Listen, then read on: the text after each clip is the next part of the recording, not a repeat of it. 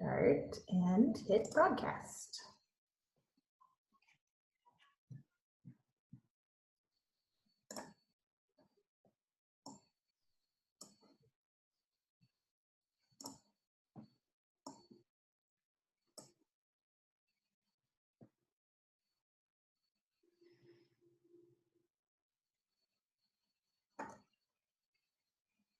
Welcome to all our attendees who are arriving. We'll get started in just a minute.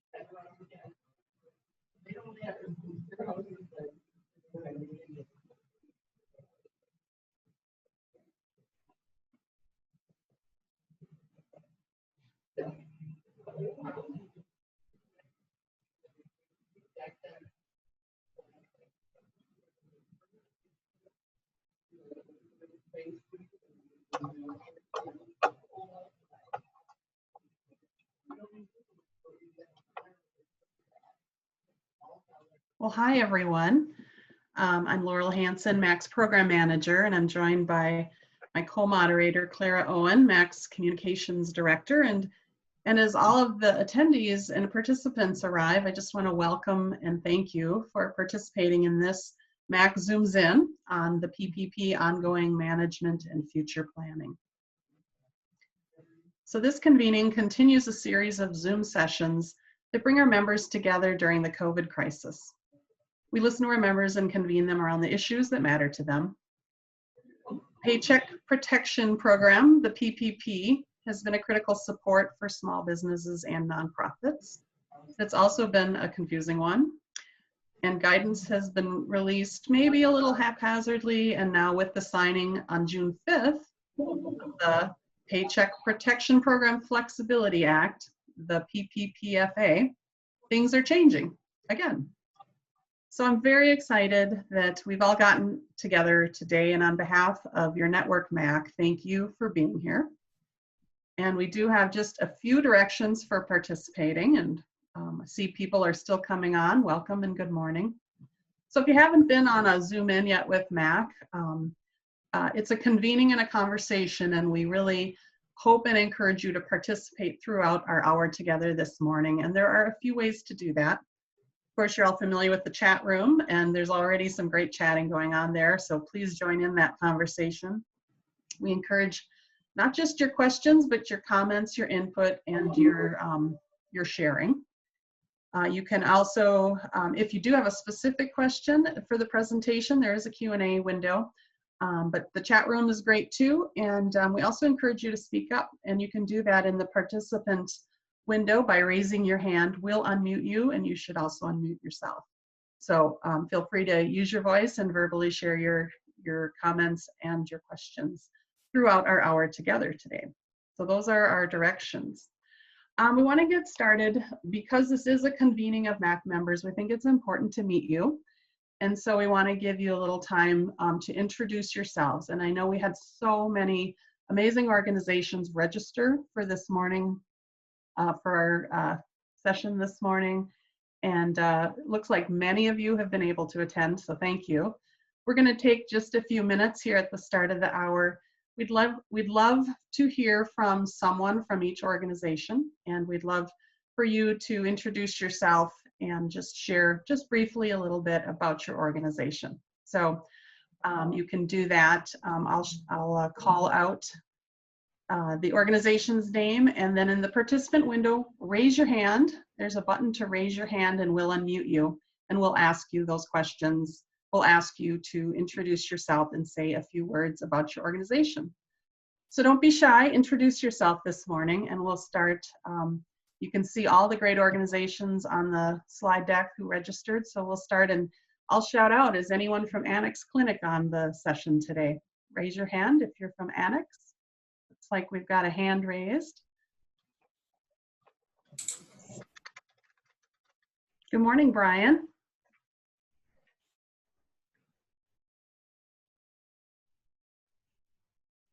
And we'll unmute you.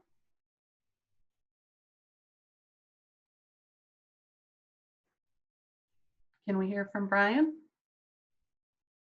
Brian, if you unmute yourself, you can say hi. Can you hear me now? Yes, We sorry. can. Good morning. Hi there. Success. I apologize. Thanks for Yeah, being Brian on. Russ, Executive Director of the Annex Teen Clinic. Glad to be here. Thanks for providing this opportunity. Great. Thanks, Brian. Anyone from AWAM on the call today? Oh, Claudia's here. Hi, Claudia. Hi, can you hear me? Yes. Okay. Good morning. This is Claudia Waring. I'm the Executive Director of Asian Women United. We provide shelter and advocacy services to victims of domestic violence, primarily focusing on the Asian community, but our services are available to anyone. Welcome, Claudia. Thanks for being with us. Thanks. Avenues for Youth. Anyone on? Raise your hand. Oh, looks like Beth's with us. Hi, Beth. Hi, this is Beth Haney. I'm the Director of Finance and Operations with Avenues for Youth. We provide both shelter-based as well as community-based work for youth experiencing homelessness. Hi, Beth. Thanks for being here. Thanks. Good morning to Banyan. Do we have any Banyan friends today? Dan, good morning.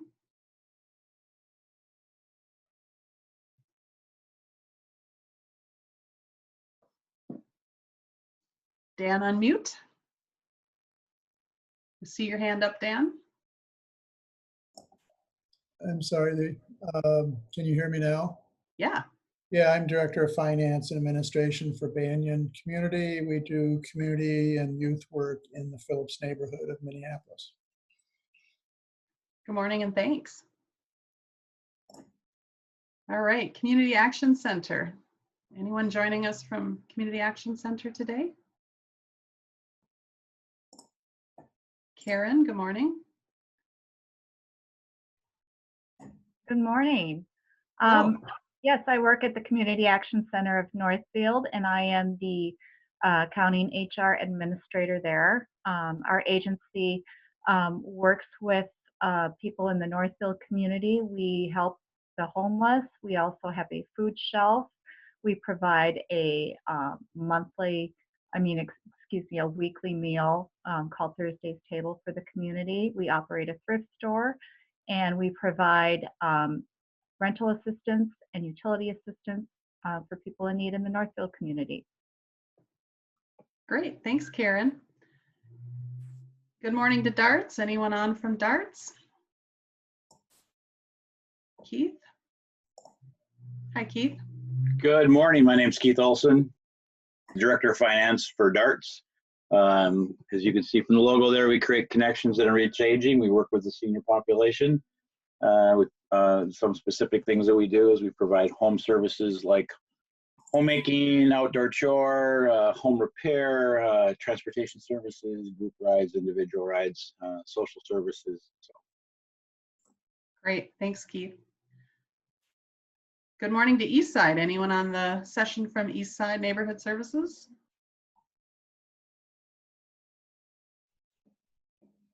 And how about Emerge? Welcome to Emerge. FamilyWise, do we have a member from FamilyWise today? See a hand up. Hi, Burnell. Hello. Good morning. Burnell Buchanan, Associate Director of FamilyWise, providing parent education and family stabilization work. Thanks. Hi, Burnell. Hope for Youth. Good morning. Julie. Hi, Julie. Hi there, everyone. I'm Julie Fleeflet. I am the Director of Finance and Administration at Hope for Youth. We serve homeless youth mainly in the Northeast Metro, mainly in Anoka County. We have a drop-in center for youth and a transitional housing 12-unit building for youth and other outreach programs within the community. Hi, Julie. Good to hear from you. Thanks for being on. How about Keystone? Keystone or Neighborhood House? Oh, we got a couple of folks joining us today. We have Maria from Neighborhood House. Hi, Maria. Good morning, everyone. Yes, I represent Neighborhood House. I am the Director of Finance, and the service community that we do is targeted to diverse cultures or communities in multicultural and diverse in the West Side.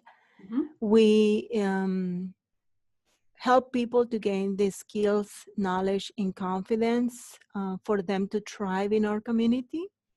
And the vision that we have is for them to have the opportunity and feel that there is dignity for all.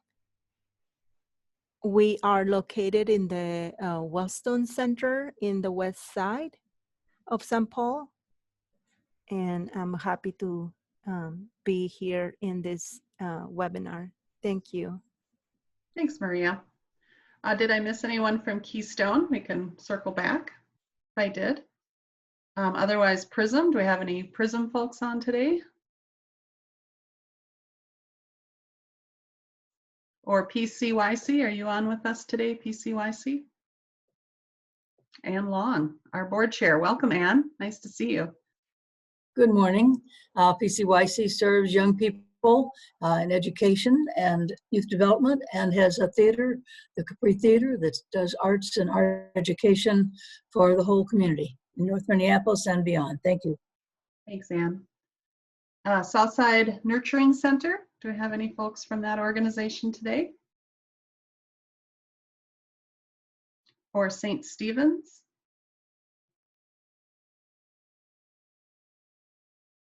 Stepping Stone?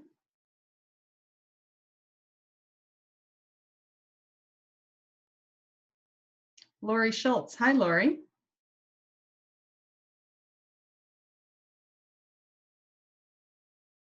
Unmute.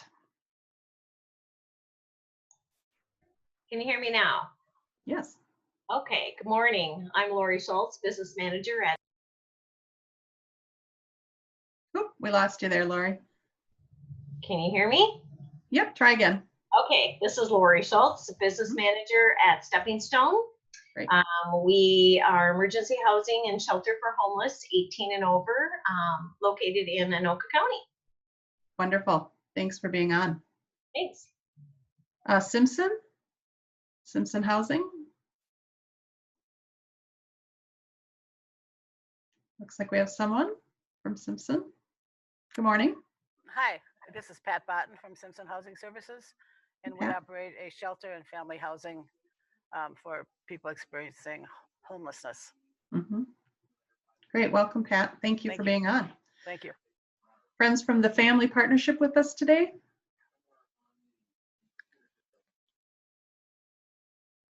Anyone from Family Partnership or Valley Outreach? Oh, Clark from Family Partnership. Hi, Clark. Hi, if you can hear me. Yes.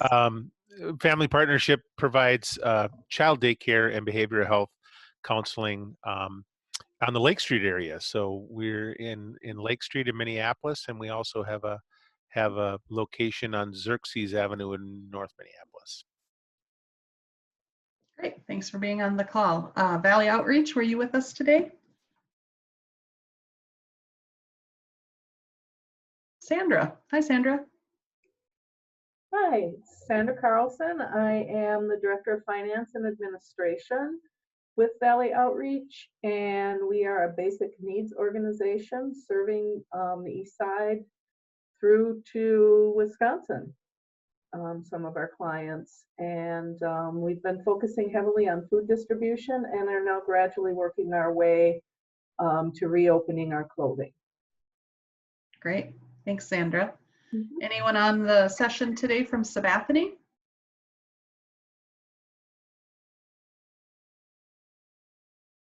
Hello, Sabathani? Hello, you hear me? Yes. Hi, my name is Nuwan Asnaka. I am the Development and Enterprise Coordinator at Sabathani Community Center. And Sabathani is also a basic needs service organization. We are in South Minneapolis. Right now we actively have a food shelf, a clothing closet, and a senior center. Great, thank you, and thanks for being on. Any organizations that we missed, passed over, please raise your hand. We'd love to hear from you.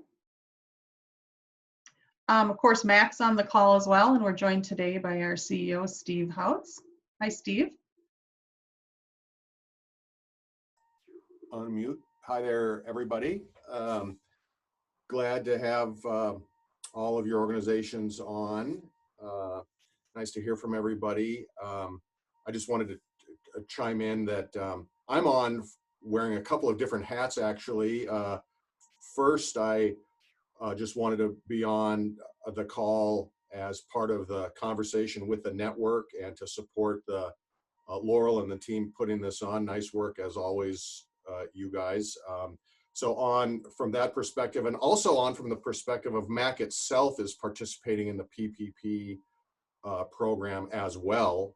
And so we're interested topically in all the developments on PPP and the guidance that we'll hear about and how to kind of best participate for the MACC organization itself as well. So on from both of those perspectives and looking forward very much to the conversation. So, and again, welcome everyone. Great, thanks, Steve. And thanks everyone, all of these wonderful member organizations who have joined together. This moment in our Zoom convenings always reminds me that we are better together. So thank you all for being here.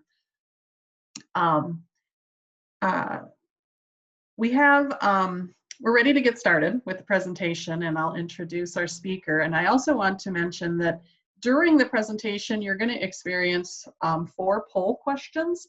And if you haven't been on a Zoom In with MACC before, you should know that these are interactive. And so we're going to ask you to respond to those poll questions. They're obviously informative for Chris and for the audience to see where as a network we are. So be prepared for those. You'll be able to answer them online. You'll also be able to immediately then see the poll results. So they'll be coming up.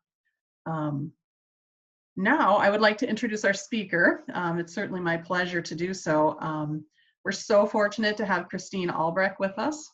Chris is Senior Vice President and Director of SBA Lending at Sunrise Banks, a favorite of mine. Chris has been at Sunrise Banks since 2011. Currently as SBA Director, she works with existing bank staff and external businesses to help drive business growth and oversee the bank's SBA operations. So Sunrise Banks, I'm sure you've heard of them, based in St. Paul. Their mission is to radically change the way urban communities and people thrive by empowering them to achieve financial wellness. Sunrise is certified as a Community Development Financial Institution, CDFI. It's a designation that's earned by approximately 100 banks nationwide. They're also a member of the Global Alliance of Banking on Values, a public benefit corporation, and a certified B Corp, yay, for demonstrated commitment to transparent corporate governance and positive community impact. We're so appreciative that Chris is generously sharing her time and information with MACC members today. She's going to share information about the PPP, and we ask that you participate in this presentation by asking your questions and sharing your comments and experiences along the way. And again, a reminder, there is the chat. Open up the chat room, chat away, raise your hand, we'll unmute you. You can share your comments or questions that way. If you have a specific question to pose, you always have the option of the Q&A window. So lots of ways to participate, please do. We want this to be a conversation, so please chime in. All right, welcome, Chris. Take it away. Chris is going to share her screen and walk through some information and polls with us. Welcome, Chris. Good morning. Laurel, help me to, let me know when you can see my screen. I will let you know. Okay. We're waiting. Keep trying. I think we're gonna get it. There we go. Looks like it's coming. There it is. See it there. Good. All right, are we set? Yes. Good. Well, good morning, everyone. It's my pleasure to be here. It was very nice to hear about all the organizations. A lot of them Sunrise has had the pleasure of working with, and look to continue to work with these organizations. So again, very pleased to be asked to be part of this conversation, and hopefully we can leave you with some information on the PPP program, the forgiveness piece specifically. So with that, let's start our slideshow. I've got about 10 slides and we've got some poll questions. And I would encourage you to make this an interactive session. So if you've got questions, please let us know what you'd like to hear. We can direct this the way the audience would like. So we'll start off with the PPP loan forgiveness, and this is going to be based on what we know right now. So June 18th, one piece with the SBA program, specifically the PPP program, is we've seen a lot of changes. As early as yesterday, we saw changes to the application process, which we were anticipating, and also an additional interim final rule. So just a quick little background. The PPP program is a Department of Treasury program that was partnered with the SBA to get the funds out the door. So it was done quickly. And we've seen some changes that were necessary to meet with the law. And that's what comes with the interim final rules. So now I think we're up to maybe 18. And those are positive things. So the program continues to be somewhat fluid. As Laurel had mentioned, my name is Chris Albrecht. I'm the Senior Vice President, Director of SBA Lending for Sunrise Banks. I've been with Sunrise Banks well, actually I'm a boomerang. So I was here for a period of time, I left. So all told, it was a pretty good place to come back to. So just over 15 years with the bank. And currently I serve in the role of overseeing SBA lending. So an overview, general overview of PPP. It's a provision of the Coronavirus Aid, Relief, and Economic Security Act that was passed in late March. The CARES Act is a $2 trillion, big number, stimulus package, and it was unprecedented in size and scope. The PPP was aimed at assisting businesses negatively affected. And Congress designated $349 billion in PPP funding in the first round. That lasted about 14 days. So those funds were depleted relatively quickly. An additional $310 billion was approved for the second round. And that round is still underway. There's over $100 billion left at the last check. Round 2 of funding is set to end June 30th. If funds don't run out prior to that time. So we've got a poll question. What, in your opinion, is the most confusing part of the PPP as it stands right now? Is it the forgiveness requirements, the eligibility requirements, the application process itself? All of the above, none of the above? Interested to hear what you think.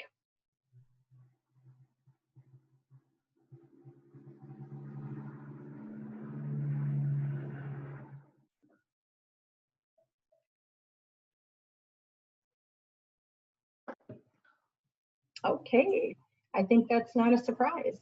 So I'm getting some real-time results. 78% of you said the forgiveness requirements are the most confusing part.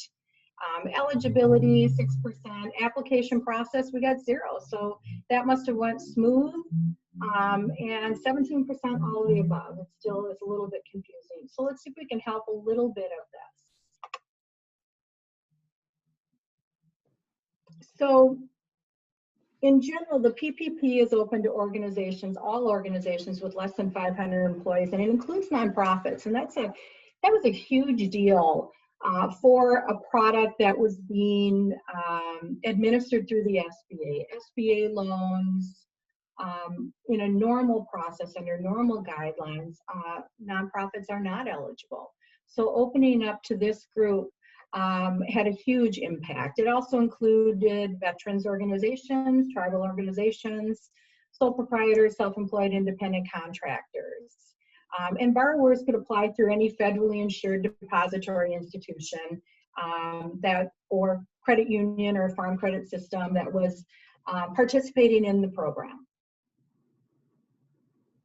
The SBA put out statistics that showed that there were 4 million loans that were done, 4.5 million loans for just over $512 billion. And 5,457 lenders participated in the program. Those are some pretty astounding numbers. It talked about lender asset size. So, the larger lenders, over 10 billion in assets, there were more of those lenders. They did higher loan counts, higher dollars, but not entirely. So if you look at loans that were less than 50 billion in assets, there are 34 lenders, and a high number of dollars that were served there. So all banks really took up the charge to work with their client base, regardless of their size, to work at getting the funds out into the communities that needed them.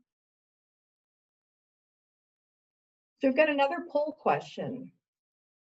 Are you receiving any outside assistance from an attorney, accountant, or other consultant to complete the PPP forgiveness process? It's a yes, no, or not currently, but I plan to.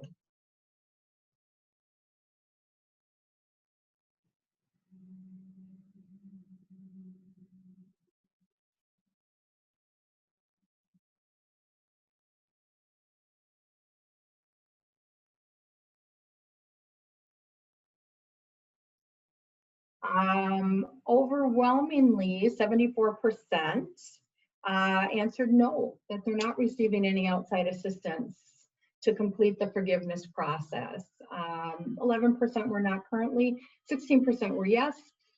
The question, the answers are in line. Part of the question and that we wrestled with really is we're not quite sure what the whole forgiveness process looks like yet.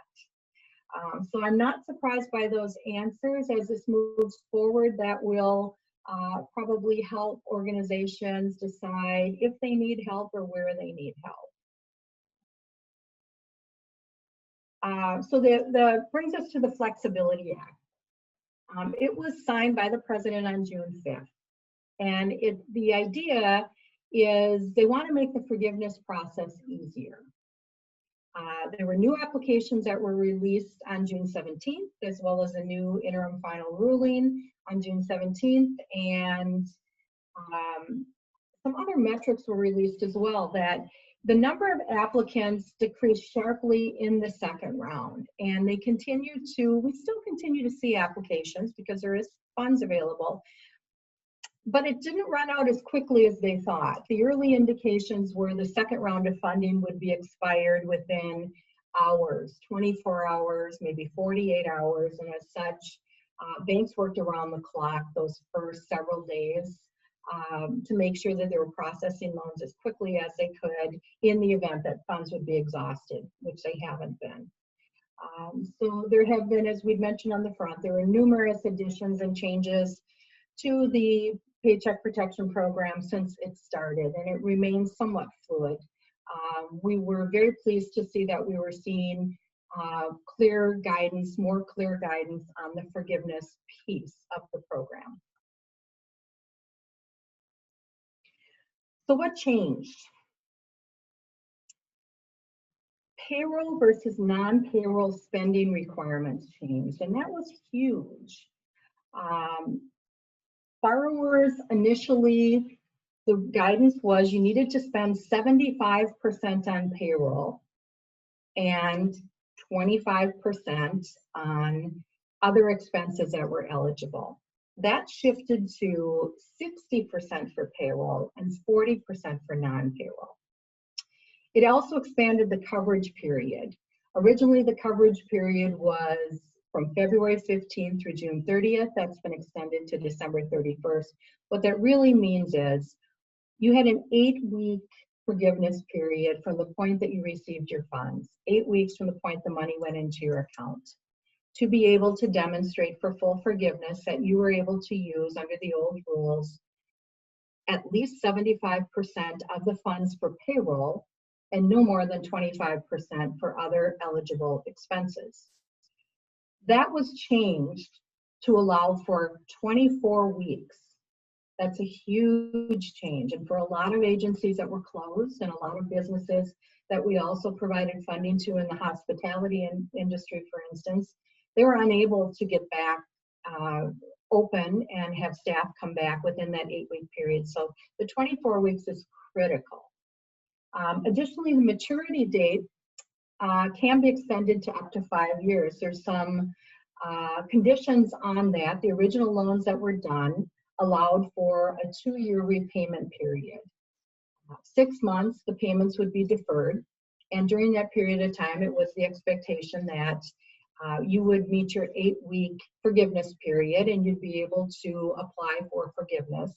And if the loan was not fully forgivable, then you would have the remaining time, roughly 18 months, to pay the loan back to the bank, fully amortized at a 1% interest rate. The June 5th date changed slightly those metrics. So any loans that would have been originated from June 5th on would have a maturity date of 5 years with 1% interest on anything that was not forgiven. There's an option for the bank and the borrower to agree to extend any loans made prior to, which would likely involve a lot of you and likely involves a large portion of our portfolio, to extend out the maturity date to that 5-year term. So it offers some flexibility there. So the deferral period is extended as well. It had been 6 months of deferred payments. Now it's extended from 1 year to date the lender is reimbursed the forgivable loan amount. And if the borrower hasn't applied for forgiveness, there's an interesting metric here as well. So you would need to apply for forgiveness within 10 months after your covered period. Covered period now is 24 weeks. So 24 weeks from when you received your funds, within 10 months after that, you would need to apply for forgiveness. And there is a new forgiveness application. There's a couple of them. If you're a sole proprietor or independent contractor, there's an easy form that's just been released. And we are waiting to see changes on the regular form. The first form that came out was, it was a large form, probably 11 pages. So there was some concern about the complexity of it and how we could work through it. So we're seeing positive steps on changes in how this process is going to work. We've got a poll question. How important was the extension of the forgiveness period from 8 weeks to 24 weeks for your business? Very important, important, not important, I'm not sure yet.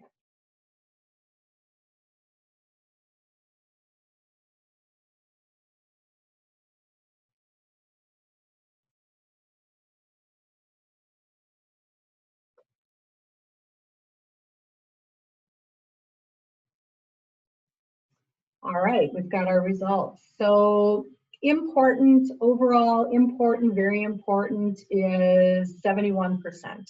And it's almost neck and neck between very important and important, 7 people versus 8, not important for 19%, not sure for 10%.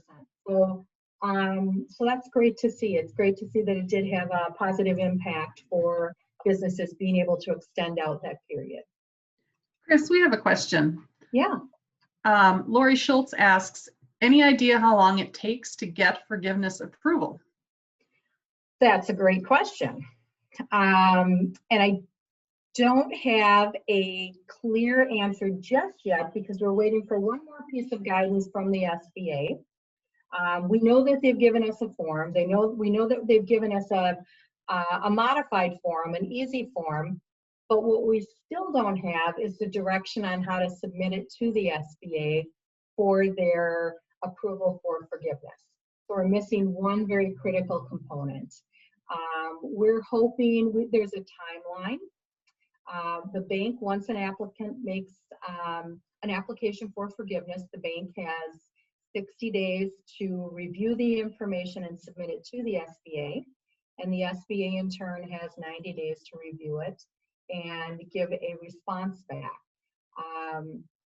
We're hoping that once we start to see forgiveness applications being submitted, we'll see the program streamlined, or we'll have a better idea on how quickly the forgiveness will be granted.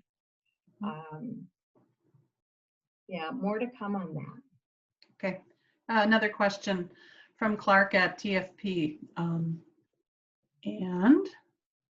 it says, have the non-payroll allowance items been expanded with the new 40% limit? I am not aware that they have. Is there a specific payroll, non-payroll item that you're hoping would be reconsidered? Clark, maybe we could unmute you if you want to raise your hand. We'll unmute you. Go ahead, Clark. This is Clark. Yeah, I don't have a specific item, but I'm just kind of fishing for other items I can include in the non-payroll category. That's it's all a big question mark to me, to be frank. Right, certainly, I understand. So if there's a building as part of the organization, the interest on the mortgage payment is eligible, utilities are eligible, rent payments are eligible. I have not seen it broaden past that piece. Thank you. Yep.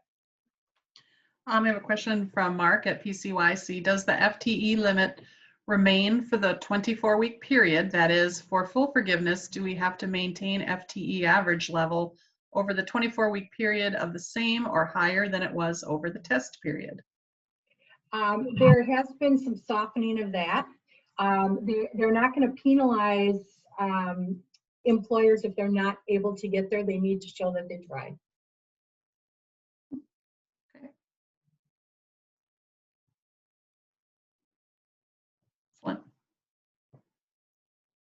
A clarification question from Amanda at MACC. I have heard conflicting information and just want to make sure that we're understanding. There is no choose an 8-week period requirement. It is truly use up the funds before December 31st, correct? Correct, that's my understanding. Great, thank you. Yeah, that's a huge piece. Oh, I think we have another question. Great. What does show that we tried mean? Good one. So one of the large issues that especially the restaurants had was their employees didn't want to come back. They didn't come back. A lot of people were, for a number of reasons, didn't want to come back. One of them also was unemployment benefits with the bonuses sometimes exceeded what they were able to make. So they've asked now that businesses just verify that they extended employment and they were unable to bring back their employees. The employees refused to come back. Okay. Great, thank you. Oh, it looks like we've got a couple more questions popping up. This is awesome. Great. If we received our PPP on April 8th, the 24 weeks starts from that date, is that correct? So let's clarify something. So let's clarify what received meant. Is that the date that the loan document came out, or is it the date that the money was deposited in your account? All right, that question asker, if you want to respond to that, can raise your hand, or, Sure. In our account. In your account, yep. In your account is the key date. So your loan document may be a different day, but the date that you physically receive the money in your account, that's the date that your forgiveness period starts. Great, thank you. Another clarifying question. follow up on that FTE question. Is it now FTE count at the end of 24 weeks rather than at the end of 8 weeks? For example, what if we haven't had any layoffs yet and we're good on FTE count after 8 weeks, but then 30 days from now we have layoffs, which could impact us? Right, forgiveness periods extended to 24 weeks, so that includes that. Thank you. Yeah. Good, let's go. Okay, so our next slide. So what Sunrise Banks is doing. So we're in the process of creating an updated forgiveness application, an automated forgiveness application. We, first round, we processed our loans pretty much manually, our first 600 loans or so. Our next round, we did roughly another 1,600 loans probably, and automation was, you know, critical. So we will use that same automation to help with the forgiveness process. One point of note, so when you look to apply for forgiveness, the application for forgiveness needs to go to the bank that had provided the funding for you. So whomever you received your funds from, that is who you'll need to apply through for forgiveness. And there's no opportunity to apply through someone else or directly with the SBA. At this point, we continue to wait to hear more from the Treasury and the SBA on guidance. Specifically, okay, so now we've got some application, forgiveness application information. We know we've got that 24-week period. We've got some borrowers that the 8 weeks was enough. They're ready to apply for forgiveness. Can we process? Not quite yet. And as I mentioned, we don't know exactly how to submit to the SBA. So until we know that component, we're not fully ready to accept applications. It does not create an issue for the borrower, as the loan payments are on deferral, so there is no obligation for payments to be made. Sunrise processed more than $220 million in PPP loans so far. I was interested to see how many nonprofit borrowers we had, and we were able to determine we made 184 PPP loans for just over $44 million to nonprofits, and the average loan size was $240,000. So we did a pretty deep dive of our metrics the end of May, and found that 92% of our loans, the loans that we made, Sunrise made, were under $350,000. And overall, based on the loans we made, our average loan size was $124,000 roughly. So we made some very, we made a lot of loans in varying sizes, and it was a nice, nice to see the impact we made with nonprofits as well. Yeah, that is awesome. We have several more questions. Fantastic. Brian at Annex asks, would we be penalized for a reduction in staffing based on the end of a federal contract? You know, Brian, I would like to check into that more for you. How about if we connect offline and I'll get a specific answer based on that specific occurrence? Sounds good. I can connect you too. Great. Clarification on the FTE also. End of the loan or end of the period? What if someone uses their loan in October? Does the period and then apply for forgiveness and have attempted to maintain the FTE? So let me make sure I understand. So there's a 24-week period, and that's from the date you receive your funds. So if you use the funds, if you're able to meet your requirements in the first 6 weeks fully, or a portion there, or a portion thereof later on, you have that whole timeline to meet that requirement. And Amanda, if you have a follow-up call, we're happy, or comment or question, we're happy to unmute you if you'd like. Raise your hand.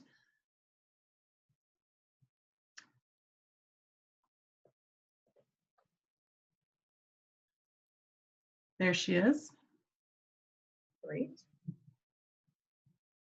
Hi, Amanda. Hi.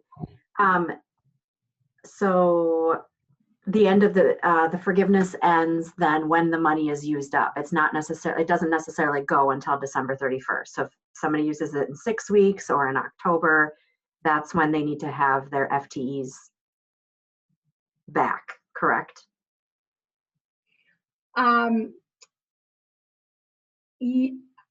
Yes, Quote but unquote attempted. right, but you have this whole 24-week window and able to do be able to do that. So if you're able to accomplish that in less than 24 weeks, that's great. If you need to take the full 24 weeks, that's great as well. And keep in mind that the percent again has dropped from 75% to 60%. So the hope there was it would make, with the extended timeline as well as the reduction in percentage of loan amounts, it would help businesses be able to meet that full forgivability benchmark. Got it. Yeah. Yep, it does. Thank you. Sure. Another clarifying question, FTE count is as of the end of the 24-week period or average over the 24-week period? Ooh, I'm going to come back to you. I want to get clarification on that as well, because that's a really important number for the forgiveness piece of this, and FTE has been a hot topic. So Laura, let me get back to you with the clarification point on that. Excellent. Yep. And a couple more. Yeah. If using the 24 weeks, forgiveness application should not be submitted prior to that, is that correct? Not necessarily. I think that if you have met the requirements, if you're comfortable, you've met the requirements of forgivability and you don't need the full 24 weeks, that once the portal, and I can speak for Sunrise, or once whomever your lender's forgiveness process opens up, if you've met the requirements, yes, you should be able to apply for forgiveness. You don't need to wait till the end of 24 weeks. All right, I've got more questions. Do you want me to keep going? Yes, fire away. Do you have a sense as to what kind of documentation you will want to see? I've heard a recommendation that we open a separate bank account for these funds. Do you agree with this? We've had that's varied. A lot of different lenders and a lot of different borrowers looked at this, partially because we just frankly didn't know. We knew what the application looked like. We knew how to get the money out. We didn't know everything we were going to need to know to get it forgiven. So there were some businesses that opened up separate accounts so they could easily show that we put the money in here, we took money out for ADP or some other sort of payroll service, some other way to very clearly define that it was used for payroll expenses. And that's great. Overall, I would say whatever works, all companies are different, their needs are different. Whatever works to be able to show as much detail as possible. What it will come down to is, can you show what you spend for payroll expenses during that 24-week period? And think similarly to what you provided for the application on the front side. We use payroll reports, right? So we'd want to see something similar to that. And then for the other portion, that 40%, we'll want to see things like utility bills paid, or interest paid if it's a mortgage, or rent paid there. You will be asked to have supporting documentation to support the request for forgivability. Those documents also will be, the Treasury is advising to retain those for any sort of a look-back period. And so we'll use those documents. The bank will use the document, the respective banks, I should say, will use that documentation submitted to process the forgiveness application. And when we know how, what format, they'll be submitted to the SBA for concurrence, or SBA, if they don't concur, more information may be needed for that. Mm-hmm. Yeah, there was a question about that. Is the interest utility payments for the 24-week period, or do you choose an 8-week period within the 24 weeks? 24 weeks to get to the 40%. Okay. A few more questions and then we'll jump back in. If we have government contracts reimbursing us for wages, are these wages eligible for loan forgiveness, or is this double dipping? and not allowed? Ooh, that's a good one. You know, that kind of rolls back to what do you do if you've got a government contract that's ending? So here's what I would do. I think I would consult with your accountant and ask them how they're going to look at that. It does present as maybe being problematic in that you are being reimbursed for something already. Can you be reimbursed twice? But I can look for clarification on it. I would also suggest just a check-in with your accountant for their read on it. Mm-hmm. Few more questions. Are there still 3 different test periods from which we can choose? If so, are they the same as they were when it was an 8-week program? More detail, please. Okay, Mark, raise your hand. We can unmute you. While he's coming up, let me ask, what if our payroll reports won't match up because some of our salaries are paid with federal grants?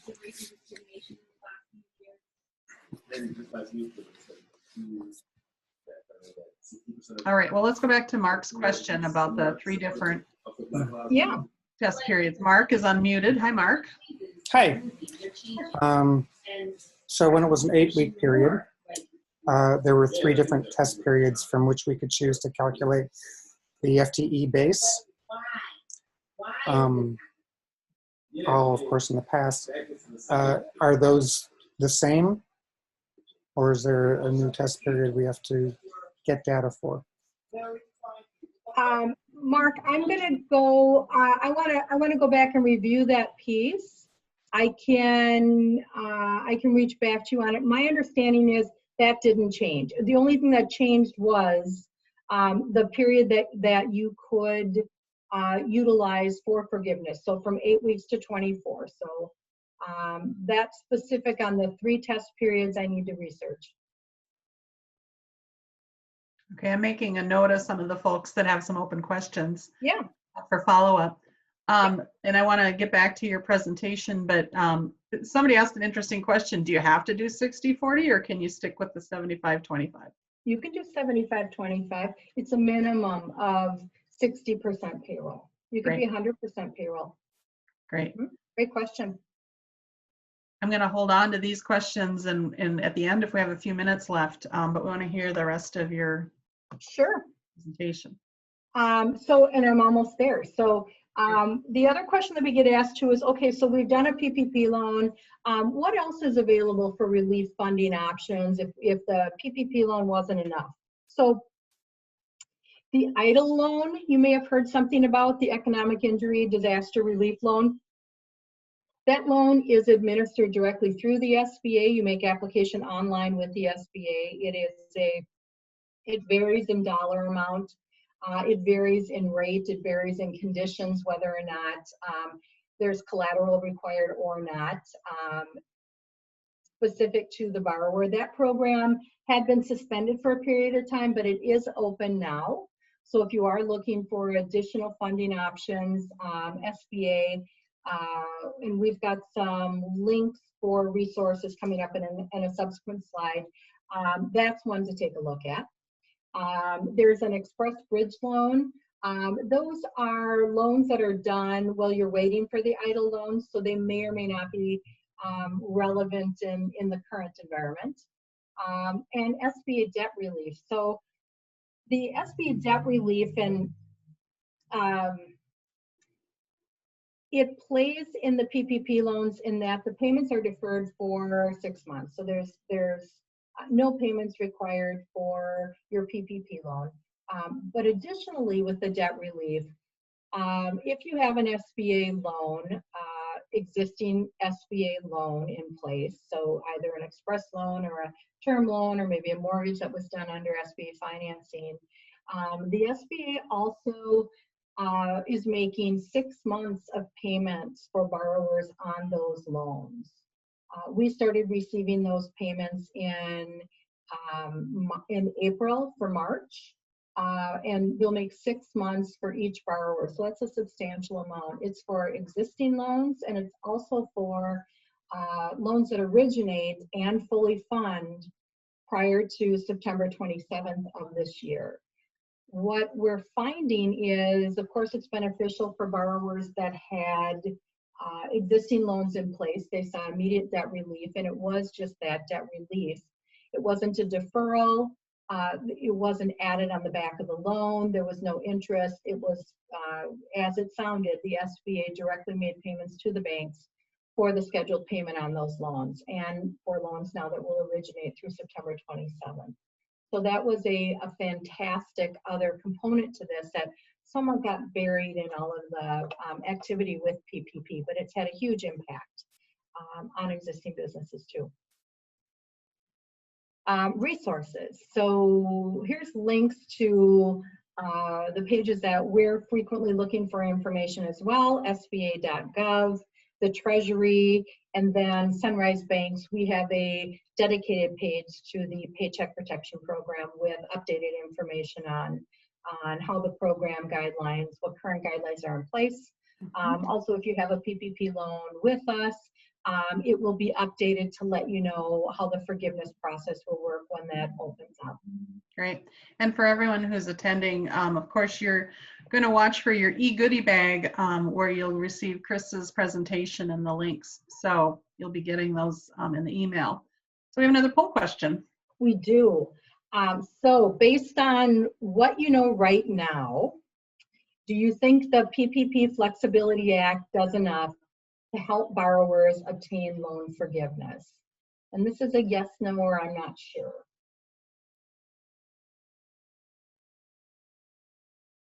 Clara will launch it. And then Chris, we're getting close to the end, but if you can hang around for a couple minutes for a couple more questions. Absolutely, yeah. Thanks.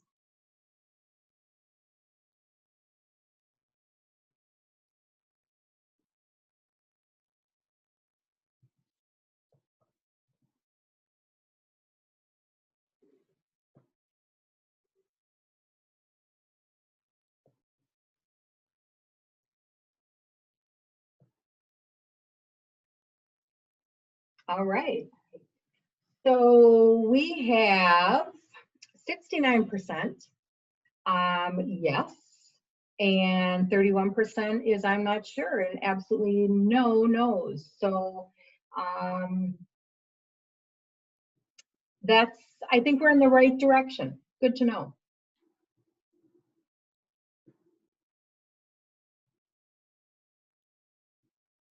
Okay. All right, and then I think that brings us to our last slide, questions. If there's any additional questions, I'm happy to stay as long as you guys want to know things. Yeah, we do have a few questions, but before we jump into them, I do want to let our attendees know that we're hosting another MACC Zooms In session next Thursday, and it's going to be from 1 to 2:30. So I want everyone to register and save time for that. It's on centering equity during COVID-19, and it's going to be a breakout discussion session with members, and we need your voices at the table, so please mark your calendars and register for that. And the last questions that we have, come back to them.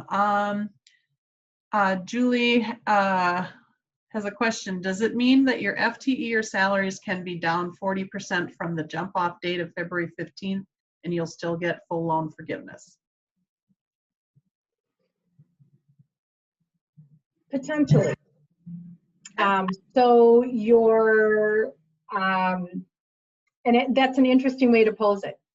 So if you were looking at the original guidelines of 75%, the assumption would be that your FTEs can be down 25% and you'll meet forgiveness, right?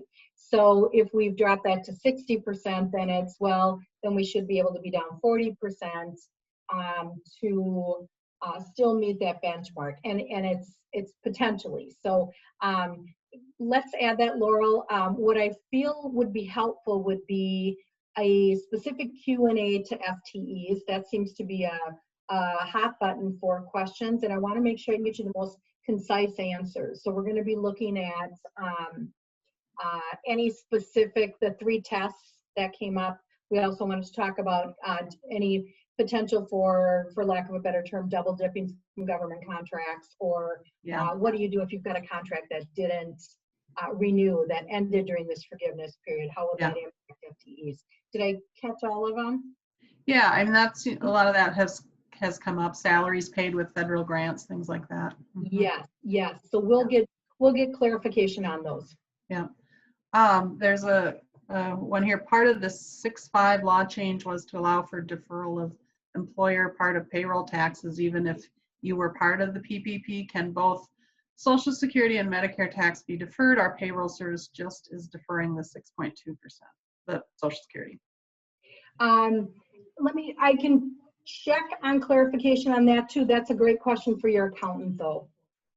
And just to make sure that you follow those guidelines and that any reporting needs to be done accurately and doesn't create any issues with non-reporting or inclusion. Yep. Great questions. Wow. From Maria at Neighborhood House, within the 24-week period extension, does that mean that my FTE calculations must cover February through December? Your FTE calculations, you need to be able to show that you were able to get FTEs between that time period. You don't have to use all of it. You can just show that you were able to get back to that FTE calc. Yep. Yep. Great. We've covered a lot of ground. I want to thank you, Chris. It's been really incredibly helpful to have your expert organized information, and we just appreciate not only your time with us today, but your willingness to follow up with us. We can't thank you enough. My pleasure. Yeah, thanks. So this brings us to the closing of today's Zoom conversation. And of course, we want our members to consider what else they'd like to talk about. Please be in touch with us if there's things we haven't covered. We're committed to supporting our network and being relevant to what you care about and your current needs. So you can leave comments in the chat or follow up with us directly afterwards. Please also watch for the e-goodie bag with Chris's presentation and other resources. That'll come in the mail. In the email, we'll ask you a couple of survey questions too. We'd appreciate your feedback. So this concludes our session today. Please be well and best wishes to everyone, and thank you very much. Thank you.